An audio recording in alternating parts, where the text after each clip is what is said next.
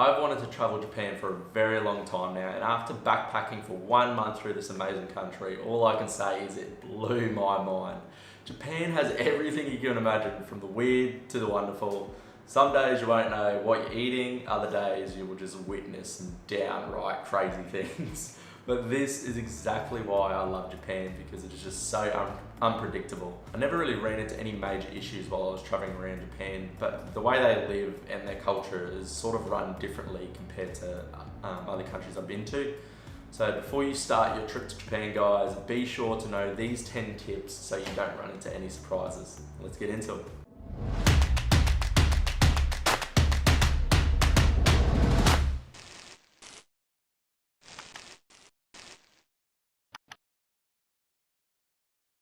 Welcome back to my channel, Escaping Comfort Zone. If you're new here, my name is Brandon Bruce, and I am here to inspire you guys to escape your comfort zone, follow your dreams, and travel the world while giving you travel tips, tricks, and advice along the way.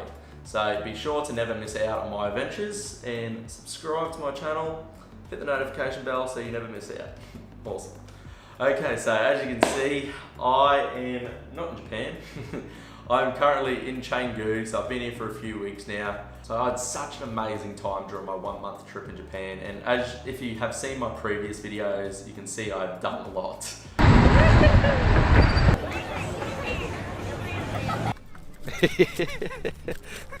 Covered in bunnies. So I spent a good amount of time in Tokyo exploring there. I did the Mario Kart through central Tokyo, which is awesome, and I highly suggest doing it. Then I've been to like Rabbit Island, fed some wild rabbits, went to Nara Deer Park, fed some wild deers. So yeah, it has been quite an adventure. Every day was an amazing experience. But like every country I travel to, there's always things that I wish I knew before arriving. So I'm going to give you those few tips right here, guys. Let's jump into it. So tip number 1, always carry cash on you. Well, this is actually Indonesian cash, but yeah, you get the gist.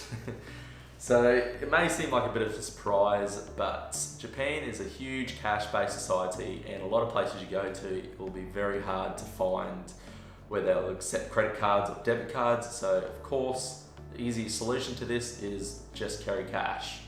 Another issue will be finding an ATM machine that will accept your card. So there was a lot of ATMs that didn't take my card, but I found the best to be Japan Post ATM or Seven Bank ATM. So Seven Bank ATM is actually owned by 7-Eleven as well. So 7-Eleven is huge in Japan for some reason. You'll notice the 7-Eleven shops everywhere. And the currency over there is yen. So say $1 Australian is 75 yen, 1 US is, I think it's like 108 yen. And they have a lot of coins over there, which I hate. They have like 1 yen coins there, which are worth nothing. And you'll get 1 yen coins a lot. Like my friggin' wallet was always full of just 1 yen coins. So that is the deal with cash. Tip number 2, where the heck are the rubbish bins? So first off, Japan is the cleanest country I've ever visited, but weirdly enough, it is the country where it was the hardest to find rubbish bins.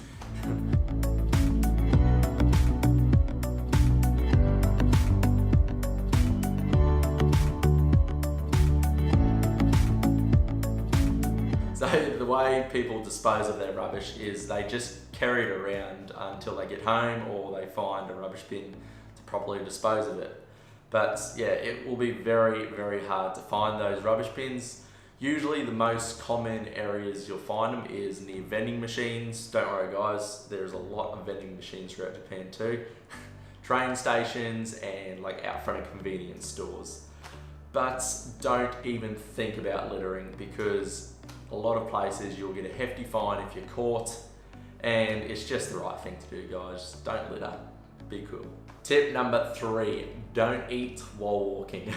So this one came to me as a bit of a surprise, but I realized Japanese people really stick to their etiquette and manners, and they consider it impolite or rude if you're walking the streets while eating.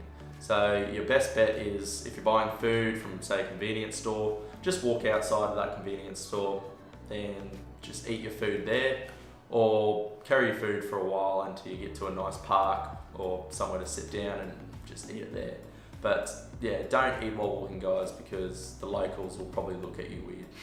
So tip number 4, when entering someone's house or accommodation, take off your shoes. So this one's pretty self-explanatory, but this is another note for polite etiquette.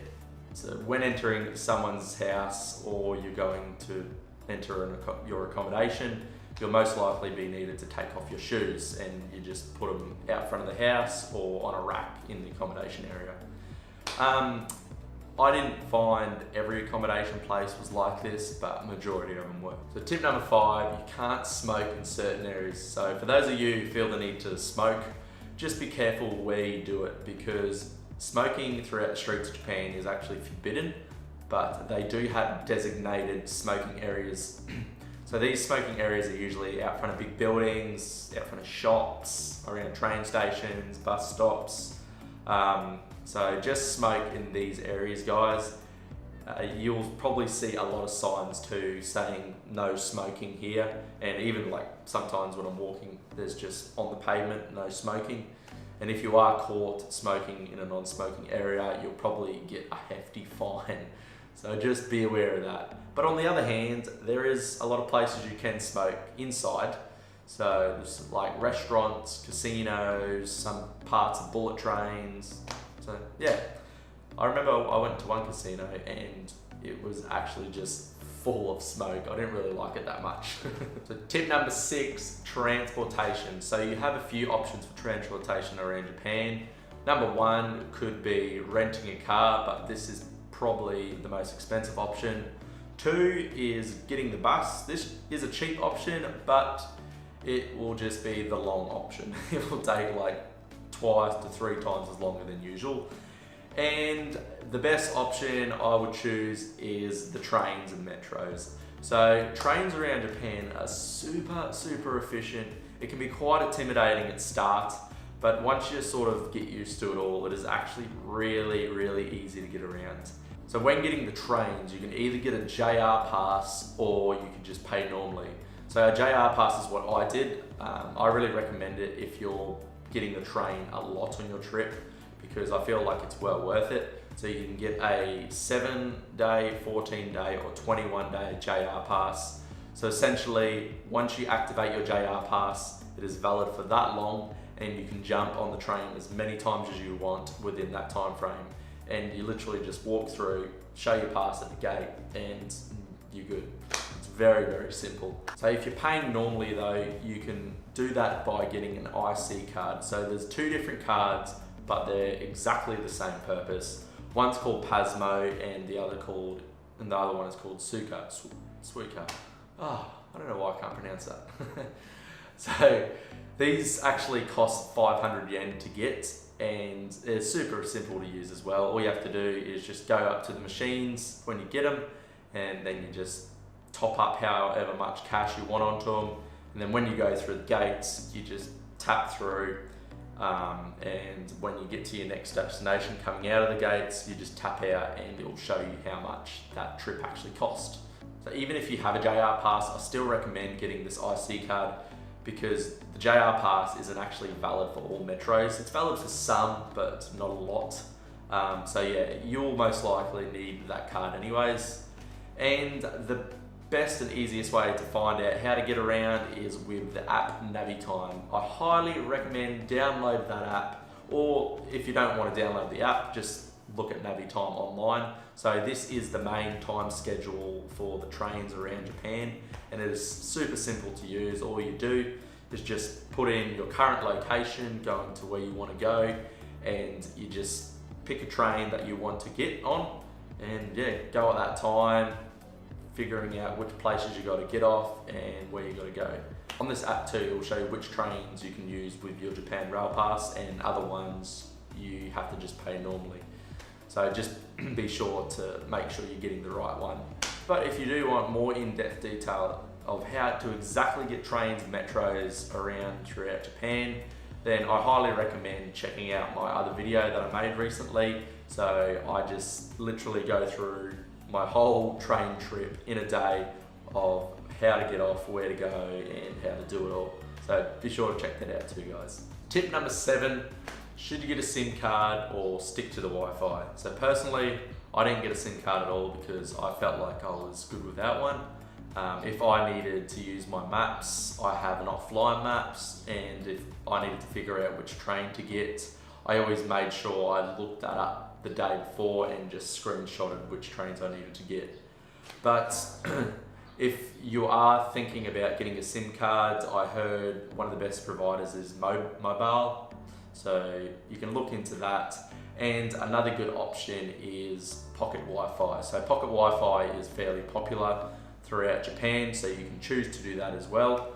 But as I said, you can live without it, and you'll find really good Wi-Fi at all the accommodation you're at, and sometimes you'll find accommodation on the trains, buses, or throughout the streets.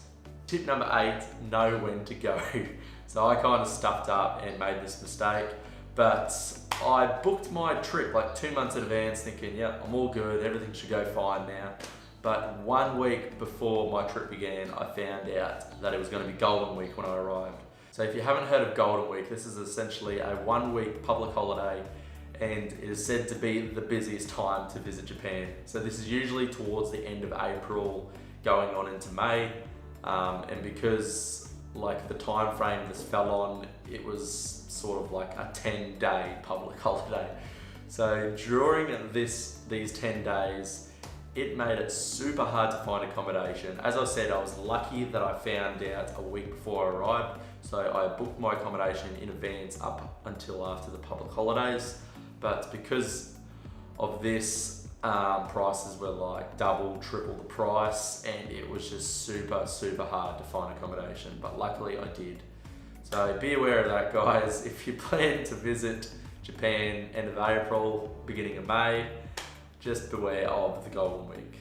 And this could also be a good and a bad thing. Like the bad, it is super busy in a lot of tourist spots you go to. But the good was there was always something going on. Like every day there was like a big event or festival or something happening. It was really cool. So I didn't mind that. And overall, the crowds were busy, but it was just super organized. So tip number 9, on the other note before, be prepared for those crowds, because Golden Week or not, Japan can get super busy, especially in super touristy areas and like the train stations during peak time. So just be aware of that, and weekends is usually the worst time for crowds, but it doesn't really surprise me because literally there is more people in Tokyo than there is all of Australia. It's kind of mind-boggling when you think about it, but yeah, that's true. And weirdly enough, being how crowded it wasn't actually that bad because everything is just super organized and it all just flows. Everything just flows really good, and it's not like chaotic as you would expect it to be. So overall, I didn't mind the crowds too much, and it's all part of the Japanese experience. And for my last tip, number 10, tattoos are not welcomed in certain places. So across Japan, tattoos are associated with gangs, and you may find it hard to get into certain places if your tattoo is exposed, such as onsens, pools, and saunas. So if you do have a tattoo and you plan to go to these places, just be aware that you might not be able to get in. So even after encountering all these little issues throughout my trip, my overall Japan experience was way better than I expected. Japan was probably one of the easiest countries I've ever traveled to because everything just sort of flowed smoothly and I didn't really run into any major problems. Japan is also a super safe country to travel to. I never felt threatened or afraid that my things were going to get stolen, and just the transportation alone is the best transportation I've ever gotten. So Japan is an amazing place, guys, and if you're planning on traveling there next, then be sure to follow these few tips so you don't run into any surprises and you will have the trip of a lifetime. But I hope you guys enjoyed this video, and if there's any other tips that you have, be sure to share it in the comments below. But Be sure to give this video a like as well, subscribe to my channel, and make sure to watch all my other previous Japan content before visiting. Thanks for watching, follow your dreams, and escape your comfort zone. See ya!